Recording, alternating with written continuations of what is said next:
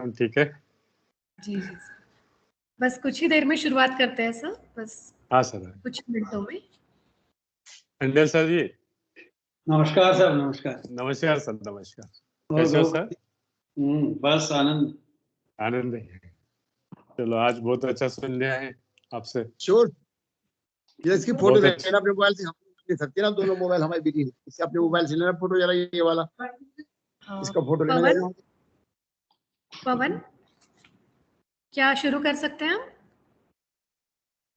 अंदर नजदीक ही रहेगा। जी मैम। Very good afternoon. आज के सत्र की हम अब शुरुआत करते हैं। वेरी गुड आफ्टरनून, नमस्कार, स्वागत है आप सबका इस वीकली वेबिनार सीरीज ज्ञान गंगा नॉलेज वॉयज में। नव वर्ष के नए उत्साह के साथ इस सीरीज को आगे बढ़ाते हुए आज हम 82nd सत्र में आ पहुंचे हैं। Today is our 82nd session in this series. सबसे पहले मैं डॉक्टर पूनम वाजपेयी आरएवी की संपूर्ण टीम की ओर से यहाँ उपस्थित हमारे आदरणीय अतिथिगण, आदरणीय गुरुजन, आदरणीय गवर्निंग बॉडी मेंबर्स, आज के हमारे सेशन के प्रवक्ता professor doctor SK Khandel sir, सभी शिष्यगण और सोशल मीडिया लाइव व्यूवर्स जो ये सेशन लाइव देख रहे हैं, उन सभी का बहुत बहुत स्वागत करती हूँ। साथ ही हमारे प्रेरणा स्रोत परम आदरणीय पद्म भूषण वैद्य Shri Devendra Triguna ji, president of governing body RAV, आदरणीय वैद्य Shri Manoj Nestri ji, adviser Ayurveda ministry of Ayush, आदरणीय वैद्य Shri Anupam Srivastava sir, director of RAV, इन सभी को इनके निरंतर मार्गदर्शन, सहयोग एवं प्रेरणा के लिए धन्यवाद एवं सादर प्रणाम करती हूँ। आज इस सेशन में हमारे बीच एक बहुत ही लोकप्रिय हस्ती मौजूद है जो कि एनआईए जयपुर में एक्स प्रोफेसर के तौर पर कार्यरत थे और जिन्होंने अपने 4 दशकों के करियर में 1 मिलियन से ज्यादा मरीजों का इलाज भी किया है। वे एक बहुत ही सफलतम एकेडमिशियन, मेंटर, रिसर्चर एवं काउंसलर भी है। आदरणीय प्रोफेसर श्री कृष्ण शर्मा खंडेल सर, जो कि जयपुर राजस्थान से है और आज हम सभी को principles for management of infectious diseases in Ayurveda इस विषय पर संबोधित करेंगे। सेशन के अंत में क्वेश्चन एंड आंसर सेशन होगा जिसमें आप विषय से संबंधित सवाल पूछ सकते हैं। अब सर के एक ब्रीफ इंट्रोडक्शन के साथ हम इस सेशन की शुरुआत करते हैं। आदरणीय professor Shri Krishna Sharma Khandel sir is our esteemed CRAV guru, CEO and Chief Consulting Physician at Arogya Lakshmi Clinic, Jaipur.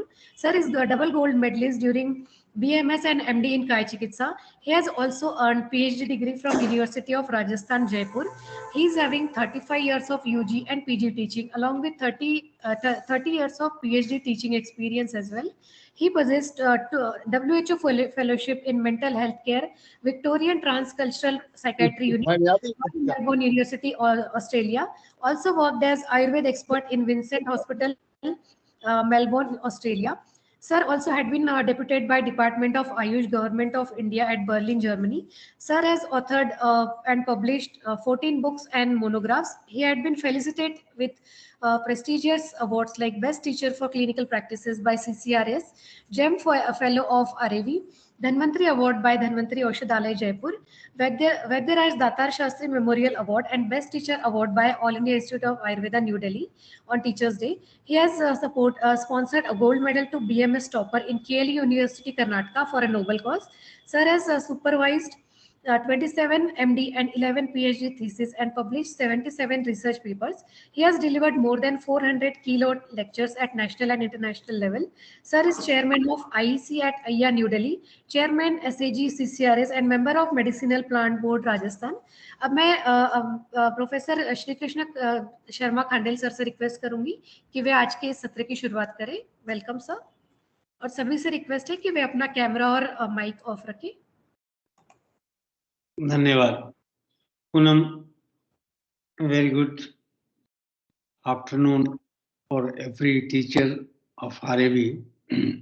Just I am sharing my slide, then I will start my lecture. Okay, please.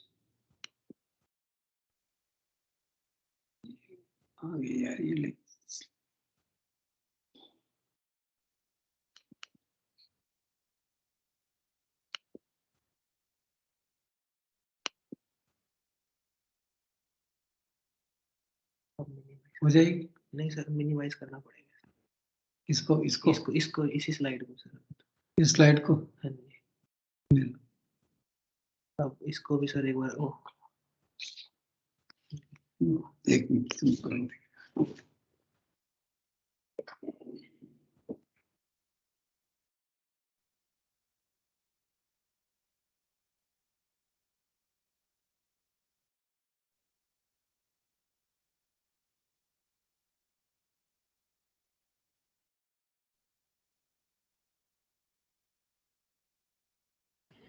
Everybody requested to please stay connected और अपना mic और camera कृपया करके of रखिए ताकि हमें better clarity और connectivity मिल सके.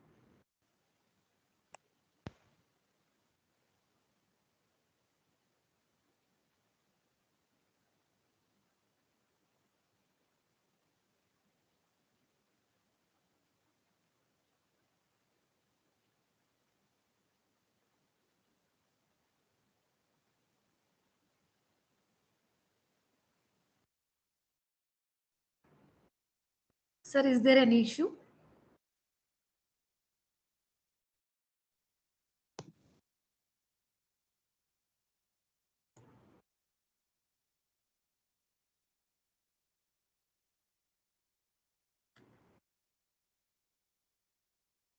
थर्ड टैब पे क्लिक कीजिए please.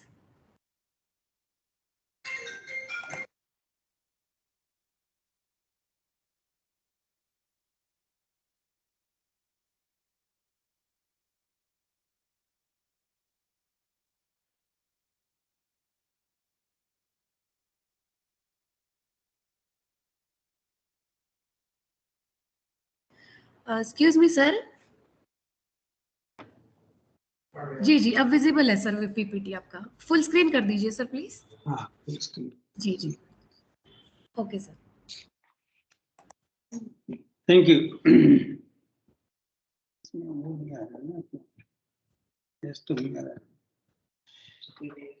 Slide is visible, Poonam? Yes sir visible. Please proceed sir. Thank you. आज हम principles of diagnosis and management of infectious disease in Ayurveda पर बात करेंगे. आयुर्वेद के सामने बहुत सारी चुनौतियां हैं. जब हमें फोर फ्रंट पर आयुर्वेद को मेन स्ट्रीम में मैनेजमेंट पर लाना है तो हमें कुछ चुनौतियों का सामना करना पड़ेगा. मुझे ऐसा लगता है कि पिछले कई सालों से हमने कुछ फील्ड्स पर काम अच्छा नहीं किया है और उसमें से एक फील्ड ये है कि इन्फेक्शियस डिजीज को हम इस तरह से मानते रहे हैं कि आयुर्वेद के में इसका कोई बहुत स्ट्रॉन्ग मैनेजमेंट नहीं हो सकता. लेकिन मेरा मानना है कि हमें धीरे धीरे करके अगर आयुर्वेद को एक कंप्लीट सिस्टम के रूप में डेवलप करना है तो हमें इस फील्ड में भी बहुत आसानी से हम अपनी स्ट्रेंथ शो कर सकते हैं. पिछले 82nd ये एक टॉक है आरएवी की तरफ से और आरएवी ने एक बहुत बड़ा काम किया है कि बहुत सारे ऐसे फील्ड हैं जिस पर आपने अभी तक लेक्चर सुने हैं. उसमें सर्जिकल इंटरवेंशन, पैरासर्जिकल इंटरवेंशन से लेकर के और बहुत सारे काय चिकित्सा की हमने. माइक ऑन है सर किसी का. प्लीज माइक ऑफ कर दीजिए. सभी से रिक्वेस्ट है कि अपना माइक ऑफ रखें प्लीज. हेलो, अब सुन रहा है ना? Am I audible? Yes sir. Okay. तो जो काम हम लोग टीचिंग में 6 साल में करते हैं, आरएवी 1 साल में बहुत सारे ऐसे प्रतिष्ठित गुरुओं के माध्यम से वो काम 1 साल में बच्चे को हम तैयार करते हैं. ये बहुत बड़ा प्रयास है आरएवी का और मैं इसकी स्तुति करता हूँ. और निश्चित रूप से हम समझते हैं कि 1 साल वो जो बच्चा सीधा अपना फील्ड में प्रैक्टिस के लिए तैयार हो सकता है और उस फील्ड में प्रैक्टिस के लिए उसको सारे टोटल मैनेजमेंट का एक निदर्शन, डिमॉन्स्ट्रेशन और प्रैक्टिकल इंफॉर्मेशन होनी चाहिए. और उसी दिशा में मेरे पास में आरएवी की तरफ से कुछ सब्जेक्ट थे कि आप आवरण पर बोलिए या आप किसी रोग विशेष पर बोलिए. तो मैंने समझा है कि ये तो बहुत सारे रेफरेंसेस हम दे देंगे और शास्त्र चर्चा भी कर लेंगे, लेकिन कुछ चैलेंजेस को हम जो आयुर्वेद को फोरफ्रंट लाने में सहायक हो सकते हैं उनके ऊपर चर्चा करनी चाहिए। इसीलिए मैंने आज ये अपनी चॉइस से यह सब्जेक्ट चुना है। मैं आपसे निवेदन करूं कि आयुर्वेद में एक अद्भुत क्षमता है कि वो किसी भी चीज को बहुत सूक्ष्म निर्देशन कर सकते हैं। जो कंसाइज या प्रिसाइज ब्रीफिंग है वो आयुर्वेद की एक विलक्षण क्षमता है, और इसको बहुत सारे लोग आयुर्वेद की कमजोरी मानते हैं। लेकिन मैं समझता हूं कि आयुर्वेद जितनी सूक्ष्मता से, क्योंकि आयुर्वेद का जो विषय वस्तु है वो बहुत बड़ा है। जब हम लाइफ साइंस पर काम करते हैं और जीवन के हर पहलू पर हमें कुछ ना कुछ लिखना है, और जीवन से पहले और जीवन के बाद तक के तथ्यों पर विचार करना है, तो केवल हमें मेडिकल साइंस नहीं लिखना है, तो हमारा विषय बहुत बड़ा हो जाता है। और इतने बड़े विषय को केवल 12,000 श्लोकों में समेट लेना चरक के द्वारा, यह आयुर्वेद की एक विलक्षण क्षमता है।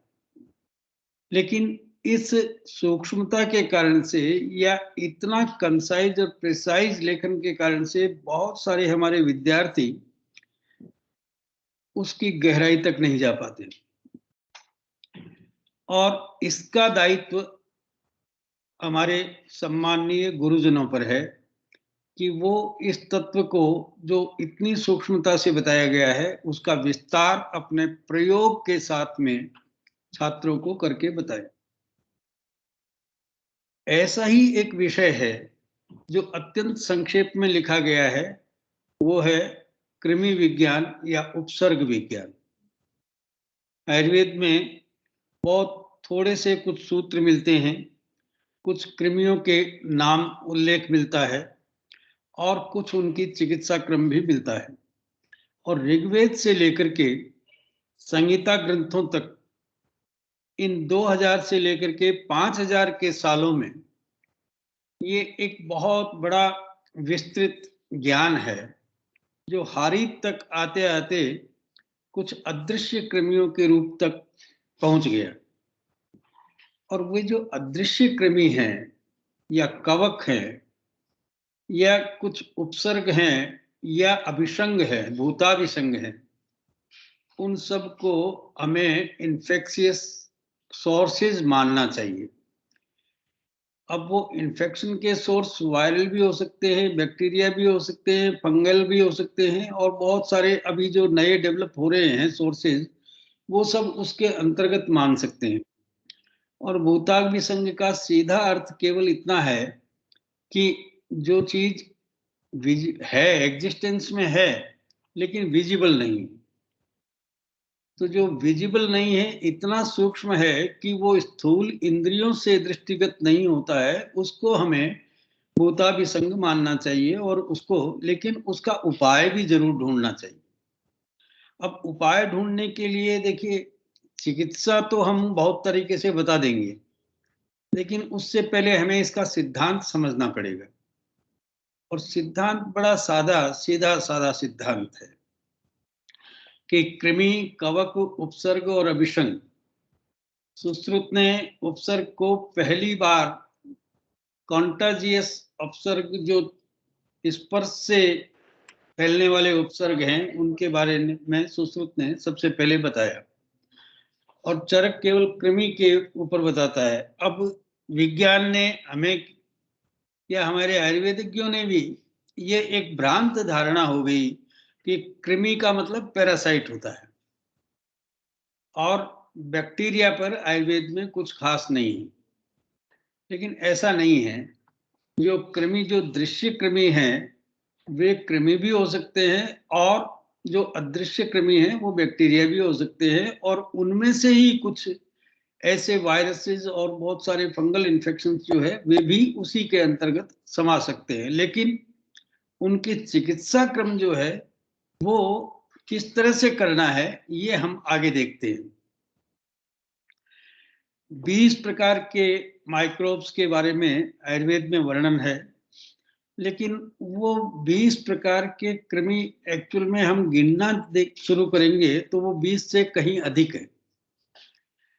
आप देखेंगे उसमें क्या है कि उसकी कुछ संख्याओं का अभी तक निराकरण नहीं हो पाया है, लेकिन वो संख्या जो है वो उस समय में, आप सोचिए कि 5000 साल पहले जब इस प्रकार के साधन डेवलप नहीं थे, उस समय भी अदृश्य कृमियों के बारे में लिखना, और ये बहुत बड़ा विज्ञान था। और किस तरह से अदृश्य को उन्होंने आइडेंटिफाई किया, उनका वर्ण भी बताया, उनका स्थान भी बताया, और उनके कारण से होने वाले रोगों के बारे में भी बताया। तो ये बात साधारण नहीं है। आज के परिदृश्य में ये बात बड़ी साधारण लगती है। इसके अलावा दूसरी विष और आम विष और असात्म के कारण से जो भूतादि संगत व्याधियां होती हैं, उनके बारे में भी एक बड़ा विस्तार से तो नहीं, लेकिन बहुत संक्षेप में उनके बारे में भी वर्णन है। अब इन कृमियों के बारे में वर्णन करने के तुरंत बाद में आचार्य का जो मूल सिद्धांत है वो सॉइल, सीड और सीजन का है। ऋतु, क्षेत्रांबु, बीज जिसको हम कहते हैं, वो हमारी मुख्य थ्योरी है। और उसके आधार पर वो जो कृमि की रोगोत्पादकता है वो निर्भर करती है कि वो क्षेत्र क्या है, वो बीज क्या है और वो ऋतु क्या है। अदरवाइज ये सब कृमि उस समय प्रभाव रहित हो जाते हैं यदि क्षेत्र जो है वो अच्छी स्थिति में है, सीड जो है वो दुर्बल स्थिति में है, या सीजनल फ्लक्चुएशंस जो है उस पर कोई विपरीत प्रभाव डालते हैं। तो ऐसी स्थिति में कृमि या पैरासाइट या किसी प्रकार के बैक्टीरिया या माइक्रोब का प्रभाव जो है वो हमने देखा है। कि हम एक बात और कि आयुर्वेद में जब हम कारण की बात करते हैं, व्याधि के कारणों की बात करते हैं, तो उसका एक सीक्वेंस है, उसका एक क्रम है कि आहार पहला कारण है। आहार संभवम वस्तु रोगाश्च आहार संभवा। तो पहला कारण आहार है। अब वह आहार कितने प्रकार का हो सकता है? आहार उदक भी हो सकता है। आहार जो है वो हमारा श्वास प्रश्वास की प्रक्रिया से, तो प्राण, उदक और अन्न, ये 3 प्रकार के आहार तो ये हुए। एक और प्रकार का आहार है जो इंद्रिय से ग्रहण किया जाता है, वो भी हमारा आहार है, क्योंकि वो अंतःकरण के आहार है। मानसिक जो चिंत्य, विचार्य, ऊह्य, ध्येय, संकल्प इत्यादि कारण है, वे भी हमारा आहार है। तो इसलिए आहार की प्रक्रिया में 2 प्रकार के आहार है, एक अंतःकरण का आहार, एक बाह्यकरण का आहार। लेकिन हम बाह्यकरण के आहार की ही बात करते हैं तो उस पर अग्नि एक दूसरा फैक्टर है। इस क्रम में जो दूसरा निदान का सोर्स है वो अग्नि है। यदि वो आहार असम्यक है या सम्यक है, अग्नि सम्यक है, तो डाइजेशन, मेटाबॉलिज्म होकर के उस आहार की कारणता का निरासन हो जाता है, या वो आहार जो है वो किसी न किसी ढंग से मल रूप में परिवर्तित होकर के अग्नि के माध्यम से वो निकल जाता है। लेकिन अग्नि यदि दुर्बल है तो वह आम या आम विष में कन्वर्ट होता है, और ये पहला प्रकार का पैथोजन या विकृति कारक तत्व शरीर में बनता है, जो न तो अभी तक धातु, दोष धातु मलों में रूपांतरित हुआ है, न वो आहार ही रह गया है। तो ये एक इंटरमीडिएट पोजीशन है आहार की, जो आम और आमविष के रूप में परिवर्तित होता है, वो रोगों का आदि कारण है। और वही आम या आमविष दोष धातु और मलों के साथ संश्लिष्ट होकर के, संलग्न होकर के दोष धातु सम्मूर्छना का काम करता है, और ये प्रक्रिया स्रोतस में होती है। और स्रोतस में होने के लिए, इस प्रक्रिया के लिए क्षय वैगुण्य आवश्यक तत्व है।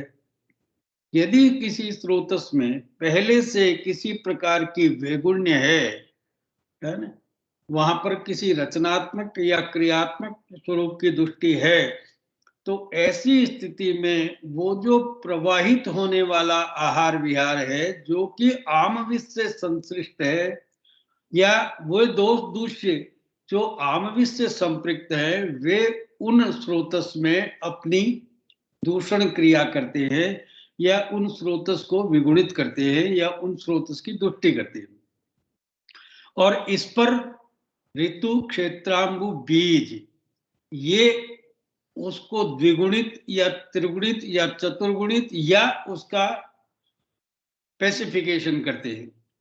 ये खलु निदान दोष दूष्य विशेषेभ्यो भावा भाव प्रतिविशेषा भवन्ति। अगर भावा भाव जो रोग कारक भाव है उनके प्रतिविशेष भाव शरीर में मौजूद है, तो उनका रोगों का उत्पादन संभव नहीं है, या फिर रोग बहुत अल्प स्वरूप वाले होते हैं, या फिर रोग चिरकाल में होते हैं, या रोग तनु होते हैं। और यदि ऋतु क्षेत्रांबु बीज उसको सपोर्ट करते हैं तो रोग की उग्रता अधिक हो जाती है और रोग जल्दी हो जाते हैं और सर्व संपूर्ण लक्षणों वाले हो जाते हैं। अब एक बात तो ये बात तो है रोग के आदि कारणों के संदर्भ में, लेकिन ये रोग के आदि कारण उस पुरुष में जिसमें वो इस तरह की मिथक क्रिया या इंटरेक्शन करते हैं, उस पुरुष में भी ये 10 भाव है जो रोग के कारणों को सपोर्ट करते हैं या अपोज करते हैं। देशम दूष्यम बलम कालम प्रकृतिम अनलम वयः सत्वम सात्वम तथा प्रकृतिश्च पृथक विदा। ये जो 10 कारण हैं जो इस पुरुष में है, उस पुरुष का जीनोटाइप और फिनोटाइप जो है वो उस रोग के आदि कारणों के अनुकूल है या प्रतिकूल है। यदि अनुकूल है तो रोग की उग्रता अधिक होगी और प्रतिकूल है तो रोग की उग्रता तनु होगी या डाइल्यूट हो जाएगा। और इसी तरह से देश भी कैसा है, दूष्य भी कैसा है, रोगी का बल कैसा है, काल कैसा है, अनल और वय सत्व इत्यादि क्या है, वो रोगी के उन आदि कारणों को सपोर्ट करते हैं या उनके प्रतिकूल है। ये दूसरी बात। अब संप्राप्ति का एक रोड मैप बनता है। इससे क्या है कि एक संप्राप्ति का अधिष्ठानांतर बनता है, एक संप्राप्ति की निदान यथा दुष्टेण दोषेण यथा चानु विसर्पता, जो अनुविसर्पता होती है उसका जो प्रसरण होता है, उसका जो स्प्रेड आउट होता है, वो जो प्रसार में जाता है, वो कैसे होता है कि सबसे पहले जो निदान है वो आहार है। आहार असम्यक है, आहार विधि विशेषायतन का प्रयोग नहीं किया गया है, आसन प्रविचार का ध्यान नहीं रखा गया है, मात्रा पूर्वक सेवन नहीं किया गया है, या उस आहार की जो रोगोत्पादकता है वो अधिक है और स्वास्थ्य उत्पादकता कम है। एक बात। दूसरी बात, वह आहार जो बैड फूड वही निदान है और वही आम या आमविष में परिवर्तित हो जा रहा है। वो आमविष और आम में परिवर्तित होने के बाद में उसका संचय, प्रकोप, प्रसर इत्यादि 6 अवस्थाएं होती हैं और उन 6 अवस्थाओं में वो बॉडी के उस पार्ट को इन्वेड करता है, उस पर आक्रमण करता है जो पहले से दुर्बल है, जहां पहले से किसी प्रकार का क्षयवैगुण्य उपस्थित है। जो जेनेटिकली पुअर है या जो किसी प्रकार के विहारज कारणों से या रात्रि जागरण से या और अनेक प्रकार के मानसिक स्ट्रेस, एंजाइटी इत्यादि कारणों से जिस कारण में दुर्बलता है, जिस स्थान में दुर्बलता है, उस स्थान पर उसका प्रभाव सर्वाधिक होता है। तो ये एक बड़ी सामान्य सी प्रक्रिया है। अब ट्रीटमेंट जब प्रोटोकॉल्स हम बनाते हैं तो वो भी इसी आधार पर बनाते हैं कि इन्फेक्शंस भी एक तरह का कारण है। इन्फेक्शन, ये क्या हो गया, आ रहे हैं ना? इन्फेक्शन भी एक तरह का कारण है, और वो कारण है जिस तरह से आहार एक कारण है, जिस तरह से आमविष एक कारण है, जिस तरह से क्षयवैगुण्य एक कारण है, जिस तरह से स्रोतोदुष्टि एक कारण है, जिस तरह से सम्मूर्छना एक कारण है, वैसा इन्फेक्शन भी एक कारण है। वो इन सब को पोटेंशिएट कर सकता है और प्रभावी बना सकता है। वो इनको बहुत तीव्रता ला सकता है, वो इस पूरी प्रक्रिया को फास्ट कर सकता है। तो ये एक जरूर कारण है, इस कारण से हम इनकार नहीं करते। अब इस इन्फेक्शन को कैसे हम चेक करेंगे ये मैं बताऊंगा। तो अब दोष दूषित स्रोतस ये मुख्य कारण है। क्यों? कि दोष जो है वो आभ्यंतर कारण है। अगर वो स्वस्थावस्था में, समावस्था में, अग्नि समावस्था में है, धातु अपने पुष्ट अवस्था में है, स्रोतस अपनी प्राकृत अवस्था में है, तो रोग उत्पन्न होने की कोई संभावना नहीं है इन्फेक्शन होने के बावजूद भी। इसीलिए आचार्य लिखते हैं, यदेतत् स्रोतांसि प्रकृति भूतत्वात् न विकारैरुपसृज्यते शरीरम्। जब तक स्रोतस प्रकृति भूत है तब तक रोग होने की कोई संभावना नहीं है। इसलिए इन्फेक्शंस कारण हैं, लेकिन स्रोतस और दोष दूषित ये ज्यादा प्रमुख कारण हैं। अब दूसरी बात यह है कि कोई सिंगल ट्रीटमेंट प्रोटोकॉल किसी भी डिजीज को, इन्फेक्शन को भी, इवन अगर हम केवल इन्फेक्शन को पर कंसंट्रेट करते हैं और उस पर ध्यान देते हैं और स्रोतस दोष दूषित को अवॉइड करते हैं, या उस व्याधि के आरंभक जो स्थान है उसको अवॉइड करते हैं, तो रोग ठीक होने की कोई संभावना नहीं। केवल इन्फेक्शन के दूर होने की संभावना है, लेकिन उस प्रक्रिया का जो संप्राप्ति संगठन हुआ है उसके विघटन की कोई संभावना नहीं। क्योंकि संप्राप्ति एक प्रकार का एक कंपोजिट इफेक्ट है, और उस कंपोजिट इफेक्ट में बहुत सारे कॉम्प्लेक्स इश्यूज हैं जिनको यदि टाइमली एड्रेस नहीं किया गया और एक प्रधानिक कारण को एड्रेस किया गया तो ये प्राधानिक कारण है। प्राधानिक कारण की चिकित्सा से उसके आदि कारण का समाधान नहीं होता है। तो इसलिए not a single treatment protocol is given to restrict, identify and treat the line of infection. ये कोई सही या वाइज डिसीजन नहीं है हमारे हिसाब से। हम देखते हैं कि ज्वर, शोथ, शोष, कुष्ठ, व्रण इत्यादि में इन्फेक्शंस कारण हैं, लेकिन उसमें आमाशय भी उतना ही कारण है, आमाशय की ऊष्मा भी उतना ही कारण है, उसमें रस भी उतना ही कारण है, स्वेद व स्रोतस भी उतना ही कारण है, स्रोतस का संग भी उतना ही कारण है। तो ऐसी स्थिति में यदि उस संप्राप्ति संगठन का विघटन नहीं हुआ और केवल इन्फेक्शन को हमने कंट्रोल किया तो वह चिकित्सा संपूर्ण चिकित्सा नहीं हो सकती है।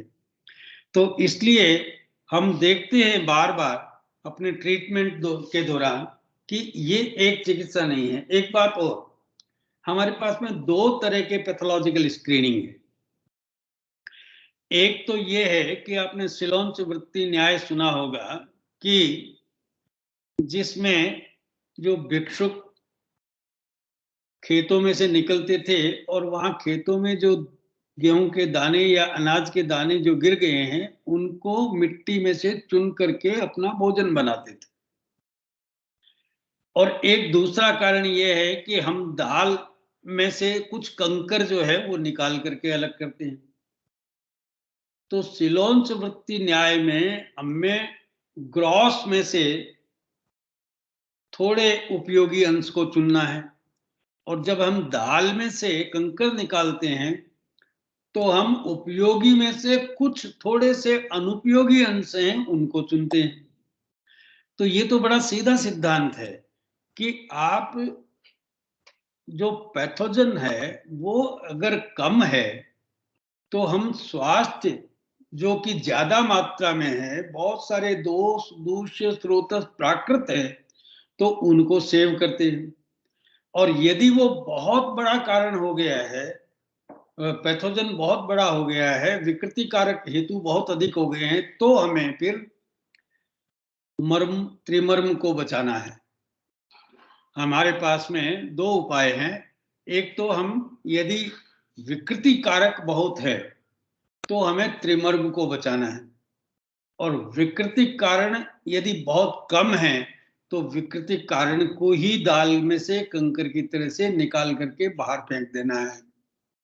तो हमारे पास में दो तरह के उपाय हैं, और ये दोनों उपाय शास्त्र ने चरक सूत्र 17 में कहा कि आप त्रिमर्म को बचाइए। फिर त्रिमर्म चिकित्सा अध्याय में भी ये कहा कि आप त्रिमर्म को बचाइए। क्यों? कि विकृति का विस्तार बहुत है। अगर विकृति इतनी विस्तृत हो गई है तो आप 3 जो प्रमुख वाइटल ऑर्गन्स हैं उनको बचाइए, और यदि विकृति कम है तो विकृति को ही निकालिए। तो यदि इन्फेक्शन के कारण से त्रिमर्म तक पहुंच रहे हैं तो त्रिमर्म को बचाना है। और त्रिमर्म का व्यापक जो सिद्धि स्थान में, फिर एक बार 9वां सिद्धि स्थान, उसमें त्रिमर्मीय सिद्धि लिखा आचार्य ने, तो उस स्थिति तक जाना पड़ेगा। त्रिमर्मीय चिकित्सा से सिद्धि तक जाना पड़ेगा, और उसमें हमें बहुत सारे नश्य इत्यादि के उपक्रम जो है वो भी बताए गए। तो कुल मिलाकर के हमें रोग के उत्पादक तत्वों की मात्रा का ध्यान रखते हुए चिकित्सा करनी है। यदि उत्पादक कारण की अधिकता है तो हमें उन मुख्य अवयवों को बचाना है जो जीवन के लिए प्राणायतन है या आवश्यक है। और यदि मात्रा रोगोत्पादक कारणों की कम है तो फिर हमें रोगोत्पादक कारण को ही स्क्रीन आउट करके और उसको बाहर निकालना है। ज्यादातर इन्फेक्शन की स्थितियों में ऐसा ही होता है कि इन्फेक्शन की शुरुआत की स्टेज में इन्फेक्शन बहुत माइनर होते हैं, और उसी स्थिति में हमें उसको स्क्रीन आउट करके बाहर निकालना। तो ऐसा नहीं है कि हमारे पास में कोई उपसर्ग नाश करने की कोई चिकित्सा नहीं है। हम और अनेक प्रकार की चिकित्साएं करते करते हमें ये पता लग गया था कि किस तरह से इस शरीर को डिसइंफेक्ट किया जा सकता है या उपसर्ग रहित किया जा सकता है। और जब सुश्रुत उस समय सर्जरी करते थे तो ये निश्चित रूप से उनके पास में स्टरलाइजेशन या डिसइंफेक्ट करने का साधन तो था ही, और उसी समय हमने खदिर, शिशिर, बिडंग इत्यादि प्रकार के कृमिघ्न उपायों की चर्चा उस समय भी कर दी। तो ऐसे में हमारे पास में स्टरलाइजेशन या डिसइंफेक्शन के साधन बहुत थे, लेकिन उनको हमने बहुत दिनों तक प्रयोग नहीं लिया, और हम अपने आप को कुछ रोगों तक सीमित करते रहे। लेकिन अब जबकि समय ऐसा है कि लोग अपना प्रारंभिक अवस्था में आयुर्वेद में आने लग गए हैं, और इसके लिए मैं आयुष विभाग का धन्यवाद दूंगा कि आयुष की लोकप्रियता में या आयुष के चलन में बहुत तेजी से वृद्धि हुई है, और ये इन्हीं 5 सालों में बहुत विस्तार को प्राप्त हो गया है। तो अब हम सब गुरुजनों का और हमारे आदरणीय पूज्य गुरुजनों का ये एक दायित्व है कि वे अपने छात्रों को इस तरह से तैयार करें कि किसी भी तरह की इन्फेक्शियस डिजीजेज हो तो भी हम उस पर अपना ध्यान केंद्रित करें और उस पर काम करना शुरू कर दें। तो इसके लिए हमारे पास में, मैं अभी आपको रोग की चिकित्सा बताना या कोई द्रव्य बताना बहुत आवश्यक नहीं समझता हूं, लेकिन कुछ सिद्धांत अभी बताएंगे। तो अब हमें क्या करना है कि सिलोन से वृत्ति से उपाय करना है या दाल में से उसको कंकर को निकालना है। मतलब धूल में से, मिट्टी में से अनाज निकालना है या दाल में से कंकर निकालना है, पहले तो ये तय करें। तो यदि वो पहली प्रक्रिया है तो purpose is very clear, to conserve the useful and throw out the waste. अब वेस्ट को हमें ध्यान नहीं देना है, और जो यूजफुल है उसको हमें बचाना है। और वो यूजफुल कितना हो सकता है, वो त्रिमर्म तक सीमित कर सकते हैं हम, उसको बचाने के बाद में भी बच सकता है। सब कुछ मर्मोपघात नहीं होना चाहिए। If the infections are enormous we will save the healthy tissues. और यही एक प्रॉब्लम होती है कि जब हम किसी की लैब रिपोर्ट देखते हैं, वो लैब रिपोर्ट हमें उसका डैमेज तो बताती है, लेकिन ये वैद्यों का काम है कि व्हाट इज सेव्ड, बचा हुआ क्या है। हम जो डैमेज हैं उस पर ही केंद्रित करने लगते हैं अपने आप को, जो बचा हुआ है उसको बचाने की बहुत कोशिश नहीं करते। तो इसलिए जो कुछ बचा हुआ है, जो हेल्दी टिश्यूज हैं, उनको हम उनका जीवन बढ़ा करके उनको ऑफेंस, उनको आक्रमण करने की क्षमता को बढ़ा करके उस इन्फेक्शन को कंट्रोल कर सकते हैं। दूसरी बात, ऑर्गन फिजियोलॉजी हमारी धातुओं पर निर्भर करती है। हमारी साइंस में डिफरेंट ऑर्गन्स का फिजियोलॉजिकल डिस्क्रिप्शन नहीं मिलता है। क्यों? कि हम मानते हैं कि धातु के दो स्वरूप है, एक अस्थाई धातु है या परिणाम आपद्यमान धातु है, वो धातु है, और जो स्थायी धातु है या परिणाम प्राप्त है वही ऑर्गन है। इसलिए हमारे पास में बहुत अच्छा उपाय है कि हम धातु की पुष्टि का, या जो परिणाम आपद्यमान धातु है वो अपने श्रेष्ठ प्रमाण में और श्रेष्ठ परिणाम में बने, तो वो अपने ओज को प्राप्त हो, तो फिर वही धातु उस ऑर्गन का रिपेयर करने वाला या उस ऑर्गन को सेव करने वाला हो सकता है।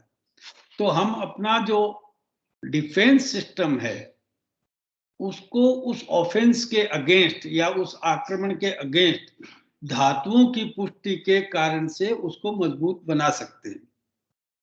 और इसके लिए हमारे पास में बहुत सारे रसायन उपाय हैं। हर एक धातु के रसायन तक पहुंचना ये बड़ा सरल सा काम है, और हम जानते हैं कि कौन से द्रव्य से कौन सा धातु अपने श्रेष्ठ परिणाम को प्राप्त होगा। तो ये बड़ी साधारण सी प्रक्रिया है जिसको हम प्रयोग में लाते हैं और इसका रिजल्ट भी पाते हैं। तो आयुर्वेद में ये बड़ा क्लियर डायरेक्शन है कि किस धातु की श्रेष्ठता के लिए, किस धात्वग्नि के पाचन के लिए, है ना, रसाग्नि पाचक क्या है, मांसाग्नि पाचक क्या है, रक्ताग्नि पाचक क्या है, ये सब हमारे पास उपाय है। और महाराष्ट्र में और मैं कई जगह देखता हूँ सब लोग इस प्रकार के उपाय निकाल चुके हैं, और हमारे यहाँ शास्त्रों में भी इस प्रकार के निर्देश है। अब तीसरी जो इम्पोर्टेंट बात है वो है कि हमें सीजन, क्षेत्र और बीज, इन तीनों को ध्यान में रखना पड़ेगा। अब ये मेरा एक छोटा सा आपको निवेदन है, मैंने अपना जो दिमाग लगाया है उसके हिसाब से हमारे शरीर में 3 दोष हैं, और ये 3 सिद्धांत हैं जिनके अगेंस्ट में हमें काम करना है। तो इसमें क्षेत्र क्या है? वह कफ है। हमारे इस शरीर का संपूर्ण जो पोषण है, संपूर्ण जो एनर्जी फ्लूइड है, वो कफ है। क्योंकि वो जो कफ है वही फेनभूत बनना चाहिए, वही उत्तम स्वरूप का बनना चाहिए। क्यों? कि अधिकांश धातुएं कफ का आश्रय है। रस, मांस, मेद, मज्जा और शुक्र, ये सब क्या है कि कफाश्रित धातुएं हैं या द्रव प्रधान धातुएं हैं। और कफ हमारा इस अग्नि सोमात्मकम जगत में जो शरीर है वो सोमात्मक स्वरूप, उसमें कफ स्वरूप है। और वह कफ जो है वो इस शरीर का क्षेत्र है। और वो कफ जितना उत्तम, प्राकृतस्तु बलम श्लेष्मा विकृतो मल उच्यते, प्राकृत श्लेष्मा ही बल है, प्राकृत श्लेष्मा ही रोगों से लड़ने की क्षमता है, प्राकृत श्लेष्मा ही सॉइल है। ये बात समझ में आनी चाहिए हमें। अगर हम इस कफ को या बॉडी के वाइटल फ्लूइड्स को हम उत्तम तरीके से प्रिजर्व कर सकते हैं, रिजनरेट कर सकते हैं, और उनको और अधिक पोटेंशिएट कर सकते हैं to offence the disease causes, तो फिर हम बचे रहेंगे, क्योंकि प्राकृत श्लेष्मा ही बल है। आचार्य कहते हैं प्राकृत श्लेष्मा ही बल है, तदैव ओजः स्मृतक काय, और वही ओज है। तो प्राकृत श्लेष्मा का एक स्वरूप यह है कि वो स्नेहो बंधा स्थिरत्वम गौरवम भ्रष्टा बलम ये करता है, लेकिन प्राकृत श्लेष्मा का एक और लेवल का और सुपीरियर मोस्ट लेवल का काम यह है कि क्षमा धृतिर अलोभश्च।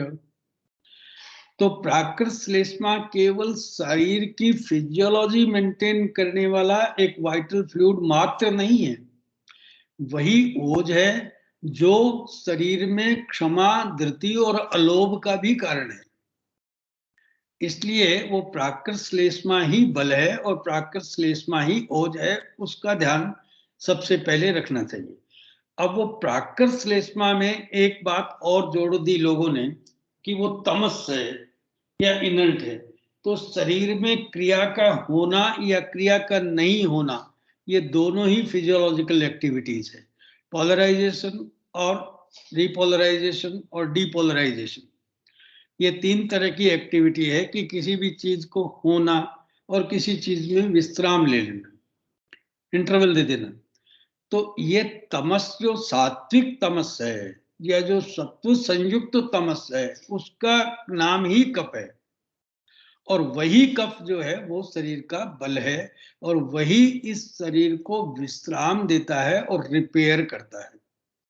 दूसरी बात बीज, तो बीज जो है वो सूर्य है, अग्नि।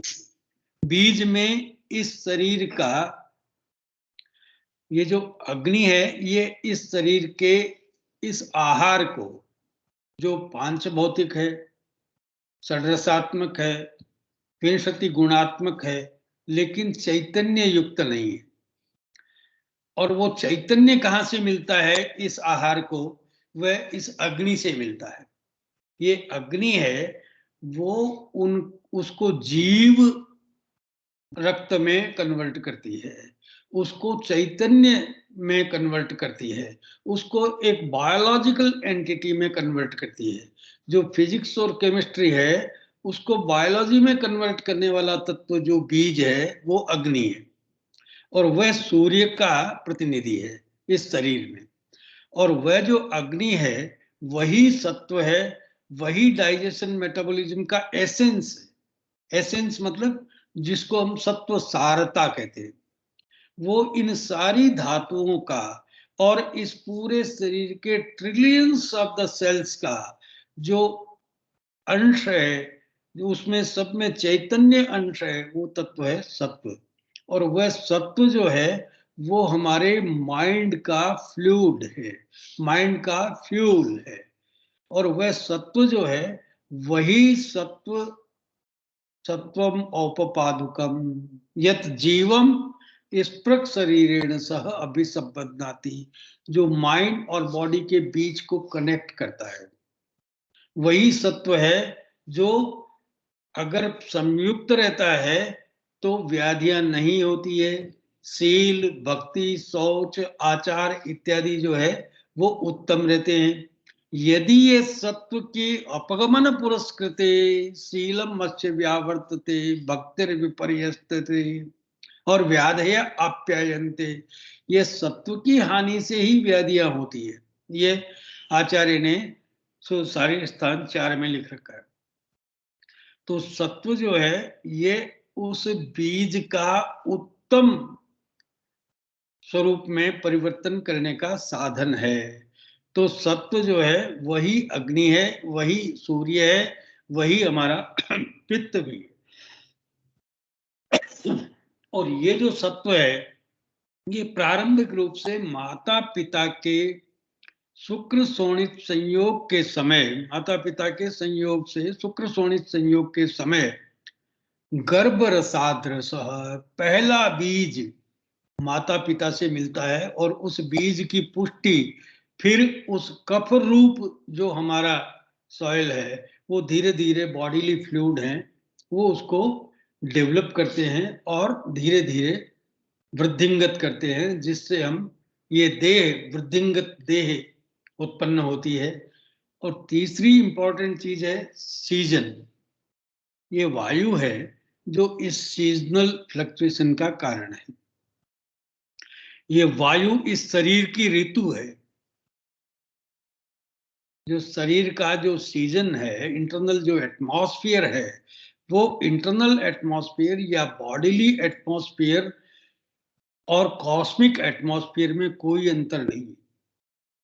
जो कॉस्मिक एटमॉस्फेयर है वो भी वायुमंडल के कारण से बनता है, और शरीर का जो एटमॉस्फेयर है, शरीर का जो इंटरनल एटमॉस्फेयर है, वो भी वायु से बनता है।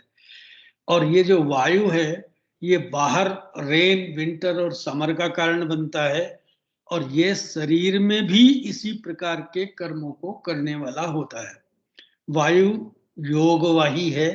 वायु जब शीत से संश्रित होता है तो वो है योगवाह परम वायु संयोगार्थ व्यर्थकृत शीतकृत दाहकृत तेजसा युक्त शीतकृत सोम संश्रय।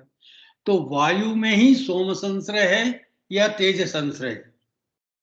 ये वायु जो है ये इस शरीर का सीजन है। वायु इस शरीर का इंटरनल एटमॉस्फेयर है। वायु के कारण से ये फ्लक्चुएशंस हैं, वायु के कारण से ये वैषम्य है, वायु के कारण से ये अनुभूतियां हैं, वायु के कारण से ये हमारी इच्छा है, उसका अटैचमेंट है, उसका डिटैचमेंट है, उसका एवर्जन है, उसकी फिर से इच्छा है। ये सब वायु के निमित्तिज है। इसलिए क्या है कि जो तीसरा दोष जो वायु है वो इस शरीर की एटमॉस्फेरिक क्रिएशन है, और उस सीजन को, उस शरीर के सीजन को कंट्रोल करने वाला पदार्थ है। तो ये तीन मुख्य सिद्धांत हमने कॉस्मोस से लिए, है ना। सोम सूर्यानिलस्त था धारयंती जगत देयम, है ना। विसर्ग आदान विक्षेप, ये जो विसर्ग आदान विक्षेप सोम सूर्य अनिल से जो प्रकृति में होते हैं वही शरीर में होते हैं। तो इसलिए इस शरीर में इन तीन सीड, सॉइल और सॉइल, सीड और सीजन को अगर हम कंट्रोल करते हैं, वो भी वात, पित्त और कफ के रूप में, तो इन जो इन्फेक्शियस डिजीजेज है इस पर हम ज्यादा अच्छे तरीके से काम कर सकते हैं। तो इन्फेक्शियस डिजीजेस के मामले में पहले मैं भी नहीं सोचता था, लेकिन अब बहुत सारे पेशेंट हमारे पास में बिल्कुल पहली बार जब वो बीमार होते हैं तब आते हैं। तो बहुत सारे लोग कहते हैं कि इसको एंटीबायोटिक लेना चाहिए। बहुत सारे लोग कहते हैं कि अब एंटीबायोटिक क्यों लेना चाहिए, जब कोई वायरस है तो एंटीबायोटिक क्या करेंगे उसमें, कि एंटीबायोटिक इस शरीर में वो डेवलप नहीं होने देंगे। तो अभी कोरोना के पीरियड में भी बहुत सारे एंटीबायोटिक्स दिए गए और बदल बदल करके दिए गए, और लोगों ने बहुत सारे एक्सपेरिमेंट कर लिए। कभी वो क्या है कि किसी एक ग्रुप का एंटीबायोटिक देते थे, कभी दूसरे ग्रुप का, कभी तीसरे ग्रुप का, फिर क्या है कि कोई एंटीपायरेटिक देते थे, फिर उसके बाद में कोई इम्यून सप्रेसेंट या इम्यूनिटी डेवलप करने का कारण देते थे। तो कुल मिलाकर के इन सब का देखिए, साइंस को आप एक्चुअल साइंस नहीं माने। ये जो हमारा आयुर्वेद है या मेडिकल साइंस है वो इतना साइंस भी नहीं है जितना हमने समझ लिया है। वो बहुत कुछ आर्ट है, बहुत कुछ कला है, बहुत कुछ कौशल है, बहुत कुछ स्किल है, और उस स्किल के कारण से ही हम क्या है कि अपने पेशेंट्स को बचा सकते हैं। क्योंकि साइंस अगर होता तो कोरोना का एक कोई प्रोटोकॉल तय हो जाता वर्ल्ड लेवल पर, WHO लेवल पर, और वो सब देते रहते। लेकिन बहुत सारे लोगों ने कुछ नहीं लिया और बहुत सारे लोगों ने बहुत कुछ लिया और वो भी ठीक नहीं। तो इसलिए एंटीबायोटिक्स एंटीवायरल की तरह से भी काम करेंगे ऐसा नहीं हो सकता है। इसलिए क्या है कि हम उन पेशेंट्स को बिना सोचे समझे एंटीबायोटिक दे दे, उसकी बजाय हम उसके दोष, दूष्य, स्रोतस और रोग भूमि को सही करें तो रोग ठीक होते देखे गए, वो रोग ठीक हो रहे हैं। तो इसका मतलब तो ये हुआ कि सीड, सॉयल और जो सीजनल फ्लक्चुएशन है उनको मेंटेन करने से ही रोग ठीक होते हैं। और अगर अपने इन्फेक्शन को पूरी तरह से कल्चर और सेंसिटिविटी करके आइडेंटिफाई भी कर दिया है और उसके अनुसार हमने किस एंटीबायोटिक की सेंसिटिविटी है ये भी दे दिया है, तो भी रोग ठीक नहीं हो रहे हैं। इसका मतलब वही बात है कि seed, soil and season, these are the more important. दोष, धातु, मल, अग्नि, आहार और स्रोतस और क्षय गुण, ये ज्यादा इंपॉर्टेंट चीजें हैं। और अगर हम इनका ध्यान देते हैं और इनके साथ में हम कोई कृमिघ्न उपाय भी करते हैं तो इन्फेक्शियस डिजीज से लड़ने की हमारी क्षमता उनसे ज्यादा प्रूव होती है। ये बात निश्चित बता रहा हूं मैं आपको। हम साधारण तौर पर कुछ औषधियां, जैसे मैंने आपको बताया कि बिड़ंग है, चित्रक है, ये खदिर है, त्रिमद है या शिरीष है, ये तो हम कृमिघ्न मानते ही हैं। इसके अलावा घी भी एक कृमिघ्न है। हमारे यहाँ से तो घी जो है वो सबसे अच्छा अमृत तत्व है। और इसके अलावा पंचवल्कल, पंचतिक्त, जितने कांचनार, और फिर हम रसशास्त्रीय औषधियों में जाते हैं तो हमारे पास में कज्जली और गंधक और सिंदूर और रसकर्पूर और बहुत तरह की औषधियां और हैं। तो हमारे पास में उन एंटीबायोटिक्स से ज्यादा अच्छे ब्रॉड स्पेक्ट्रम एंटीबायोटिक्स भी मौजूद हैं, लेकिन बशर्ते कि हम अधिक ध्यान हमारा इस बात पर रहता है कि वो जो शरीर है उसमें दोष, धातु, मल, अग्नि, आम, आहार और स्रोतस, क्षय गुण, ये ज्यादा इंपॉर्टेंट है। उनको यदि हम सेव करें तो ये रोग, उनको हम प्रोटेक्ट करें या पोटेंशिएट करें या उनको बल प्रदान करें और प्राकृत श्लेष्मा को बनाने में ज्यादा ध्यान दें, तो ये सारी स्थितियों से हम बहुत अच्छे ढंग से निपट सकते हैं। और इन्हीं बातों के लिए मैंने आज का ये व्याख्यान खुद अपने चॉइस से चुना था।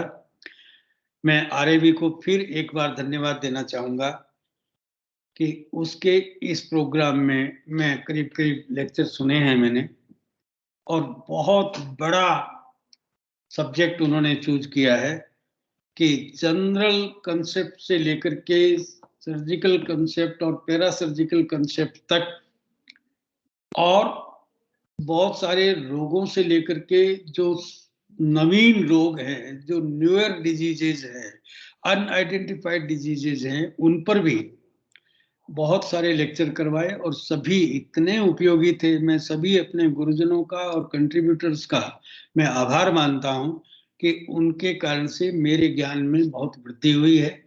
और आरएवी का ये जो 1 साल का कार्यक्रम है, इसके कारण से हम वो कर रहे हैं जो कॉलेजेस में 6 साल तक भी नहीं होता है। एक स्टूडेंट को, एक शिष्य को वैद्य बना रहे हैं, और वैद्य बनाना और डिग्री देना दो अलग अलग बातें हैं। कॉलेज डिग्री तो दे सकते हैं लेकिन वैद्य नहीं बना सकते। तो हम वैद्य बना रहे हैं और हम उसके साथ साथ चिकित्सा करके प्रायोगिक कर्म से दिखा रहे हैं। तो ये एक बहुत बड़ा काम है। मैं आरएवी का फिर से धन्यवाद करते हुए आज के व्याख्यान के लिए आपने मुझे अवसर दिया, इसके लिए मैं आरएवी का फिर से एक बार धन्यवाद ज्ञापन करता हूं, आभार व्यक्त करता हूं, और आप सब लोगों से आशा करता हूं कि आप कुछ इसमें आगे बढ़ेंगे और हम फोर फ्रंट पर आयुर्वेद को फुल स्ट्रीम से डेवलप करने में एक साथ संलग्न होंगे। धन्यवाद। Thank you. बहुत बहुत धन्यवाद सर। आयुर्वेदीय सिद्धांतों द्वारा इन्फेक्शियस डिसीजेस को किस तरह मैनेज किया जाए, इस पर जो विस्तृत जानकारी देकर हमारा ज्ञानवर्धन किया, उसके लिए बहुत बहुत धन्यवाद सर आरएवी की संपूर्ण टीम की ओर से। अब वक्त तो चला है क्वेश्चन एंड आंसर सेशन का। अगर आप किसी तरह के सवाल पूछना चाहते हैं तो पूछ सकते हैं, या अपने व्यूज शेयर करना चाहते हैं, they are most welcome. Any questions? Khande ji, पहले तो आपको प्रणाम करता हूं। प्रणाम सर, प्रणाम प्रणाम। बहुत सुंदर ढंग से आपने और बहुत थोड़े समय में बहुत सारी बातें आपने बताई, और मैं समझता हूं कि आज आरएवी के जितने शिष्य हैं उनको निचोड़ मिल गया होगा आपकी इस लेक्चर से। पुनः बहुत बहुत धन्यवाद। नहीं नहीं, धन्यवाद। अरे कृपा है आपकी। और भी कुछ व्यूअर्स अपने व्यूज शेयर करना चाहते हैं तो दे आर मोस्ट वेलकम, या किसी तरह का सवाल है तो वे पूछ सकते हैं। Excuse me. Yes yes please sir. Sir, this Rutu Kshetra Ambu Bija has been explained in Ayurveda, to my knowledge, Yes, in sir. the context of conception and development of the embryo. Yes, sir. And this has been explained in your view, the various factors of disease causing material. This the fully I could not understand, number one. Number two, see the whatever the, for example, all infectious diseases, according to Ayurveda, the Sannipata Ajvaras, various, these, when we compare with the infectious diseases, these are some of the infectious diseases only. But here, only the involvement of doshas only explained in our Ayurveda. That is, so we have to think infectious disease finally in terms of doshas only. My view I am expressing, sir. Next, and then why is what is the infection we can take according to Ayurveda? I feel as long as our internal atmosphere is in balance, this infectious material will not cause disease. When internal environment, that is the disturbance of the doshas, takes place, then these infections take opportunity and cause the disease. Yes, yes. So as long as our internal environment, that means the balance of three doshas, so it is different from person to person. So that should be maintained. And our principle of treatment is also to bring the doshas into equilibrium. That is the reason why our panchakarma, then later on the shamana chikitsa. So so this is what we have been I have been understanding. But this your explanation made me a bit the confusion. That is what I wanted to express my view, sir. Yes. Thank you very much. You understood very well. You summarized very well. But what you did not understand, I could not understand even. But you are more clear and more fully understood about the sentence. Internal atmosphere is as important as this those dhatu mal, agni, and man and atma, prasannata or samatva or balance of all these internal atmosphere is essential to combat with any kind of the disease, either produced by the ahar or by any infections. You are clear, and I am also said this only. But basically, some of the disease you have mentioned, like Sannipata Jwara and other types of the Jwara, if they are coming with, they are identified with some infections also, like typhoid, like malaria, like any other viral or something disease, bacterial diseases. But there, in those identified bacterial diseases, we are doing the same. What we are doing in Sannipat Jwar, what we are doing for the balancing of Tridosha or internal atmosphere. So the importance is of keeping the seed, soil and season balanced, or internal atmosphere creating features in balance like Tridosha, mainly Tridosha, not Dhatu or not Agni even. But basic thing is to keep the balancing Tridosha, because these Tridosha are our life, are our atmosphere, are our bal or are our rog. So in case of any type of the infection even, that may be adventitious or that may be grown with the pandemic like situation. But we have to protect our body and we have to keep our dosha imbalance. The Ayurvedic theory of dosha samyata, dhatu samyata is far better than the theory to combat with the infection. I think so. So you are well understood. I am welcome your suggestions, and definitely I will try myself to more clear, because this was a primary lecture and lecture limited into the 1 hour. So I could not be eligible to make this more clear and clear. It was in Hindi also. That was also problem for you.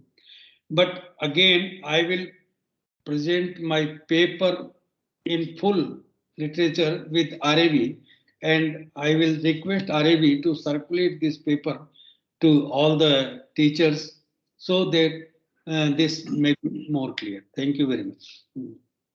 Thank you. Thank you very much, sir. Thank you, sir. Sir, namaste. This is Prabhakar Rao. Prabhakar ji नमस्ते नमस्ते sir आपका lecture बहुत अच्छा लगा आई thoroughly enjoyed sir अच्छा अभी जो question किया था एक्चुअली क्या है ना ये एक विषम ज्वर का संदर्भ में आपका चरक में यदि से थे बीजम भूमि बीजम काले चकुत्ते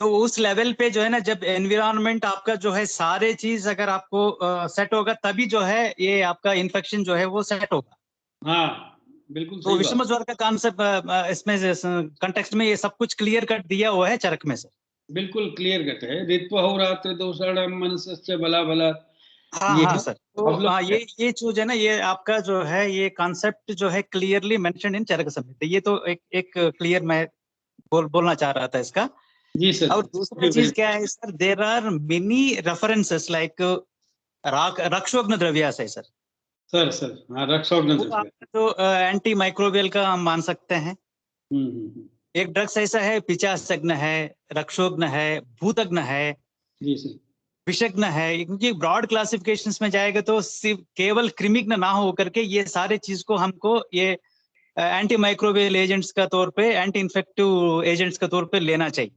बिल्कुल डेफिनेटली सर इनका डेवलप करना चाहिए हाँ सर ये तो बहुत ज्यादा वाइड स्कोप में आ गए हैं इसका इस चीज का जो है हम ज्यादा क्योंकि अभी आपका ये जो भूत विद्या और आपका ग्रह विद्या जी ये दोनों चीज अगर देखा जाएगा तो ग्रह का इन्वेजन का बारे में जब बताएंगे तो 3 चीज मोस्ट इंपॉर्टेंटली बताया था एक तो रति वो मल्टीप्लिकेशन होना चाह रहा था जैसे आपका रेप्लिकेशन जो कॉन्सेप्ट है ना सर वही उधर से रति से आ गया जी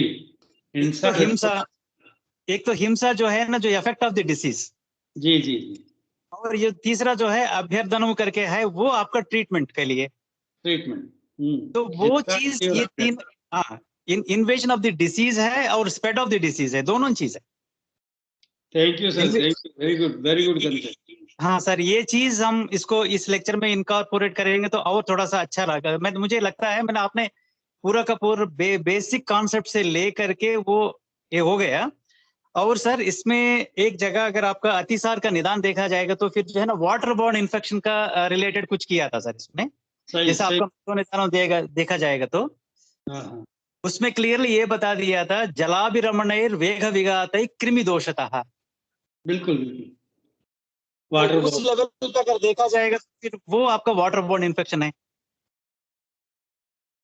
जैसा आपका उधर माइथोलॉजिकल व्यू ऑफ राजयक्ष्म अगर देखा जाएगा तो फिर अपना इसमें चरक संहिता में सर हाँ सर। हाँ सर, वो उसमें लिखा हुआ है क्रोधो निश्वास रूपेण मूर्तिमान भवती करके, जो निश्वास रूपेण जो आ रहे हैं तो फिर उसके हिसाब से जो है ना वो एयरबॉर्न इन्फेक्शन में आ रहे हैं। बिल्कुल बिल्कुल, airborne infection. Many references we can found. Actually कहना मैं वो रेफरेंसेस बहुत सारे चीज लिखा हुआ है उस लेवल पे हम देख रहा था, तो फिर वो बहुत ही अच्छा सा लगा सर मुझे। Today's topic is very very important और बहुत अच्छा लगा मुझे। Thank you very much sir. Thank you sir for additions, very good knowledge. And definitely हमें क्या है कि सर इसको कंप्लीट करना पड़ेगा, और हमें यदि फोर फ्रंट पर आना है तो ये सारे रेफरेंस मैं एक पूरा पेपर तैयार करके कोशिश करूंगा, आपको भी सर्कुलेट करूंगा। और ये सब रेफरेंसेस हमारे पास है, लेकिन हम उसको प्रयोग नहीं कर रहे हैं, उस ढंग से सोच नहीं रहे हैं। बिल्कुल सर। रक्षोघ्न और जो ग्रह बाधाएं हैं उन सबको हमने क्या है कि बाल रोग में निमित्त में डाल दिया है, जबकि वो तो जनरल पर्पज के लिए है। अगर उनको हम से एक बार देखेंगे तो वो बहुत अच्छा उपाय है। सर ये उन्माद चैप्टर में जो है ना आपका वो ग्रहोन्माद में ये तीनों मतलब इन्वेजिव मेथड्स जो है ना तीनों दिया हुआ है उधर। हाँ, हिंसा, रति और अभ्यर्चन उसमें दिया हुआ जी जी जी हाँ वो दिया हुआ है। वो आप रति जो है ना वो रेप्लिकेशन है आपका, जो आज का दिन में जो रहे तो उस लेवल पे जहां से जहां वो काम कर सकते हैं अपना ड्रग्स जो है, हल्दी कहाँ काम कर सकता है, तुलसी कहाँ काम कर सकता है। और आपने एक चीज और बता दिया था अधिष्ठान बेस्ड जी, जो कृमि में उस लेवल पे भी आप देखा जाएगा तो चोट के लिए तो कौन सा है। बंद नहीं करना है ना, बंद नहीं करना है, कट ही कर दो, पूरा हो गया बस सर लोग बात कर रहे हैं। There is a cross top anyway sir, doctor ये आकाश सारी जी का माइक ऑन ध्यान में रखते हुए हम लोग तो माइक्रोबायोलॉजी का ऊपर बहुत अच्छा काम कर सकता है, ये ऐसा मैं मानता हूँ सर। बिल्कुल बिल्कुल sir. Thank you sir. Thank you sir. Thank you, sir. Any more questions from the viewers? Any questions? Anybody like to ask or share their views?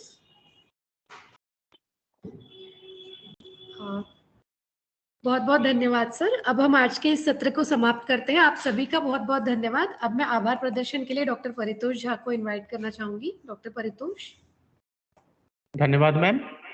यह मेरे लिए अत्यंत सम्मान का विषय है जो मुझे राष्ट्रीय आयुर्वेद विद्यापीठ द्वारा आयोजित ज्ञान गंगा वेबिनार श्रृंखला के 82वें सत्र में आभार प्रदर्शन के लिए आमंत्रित किया गया है।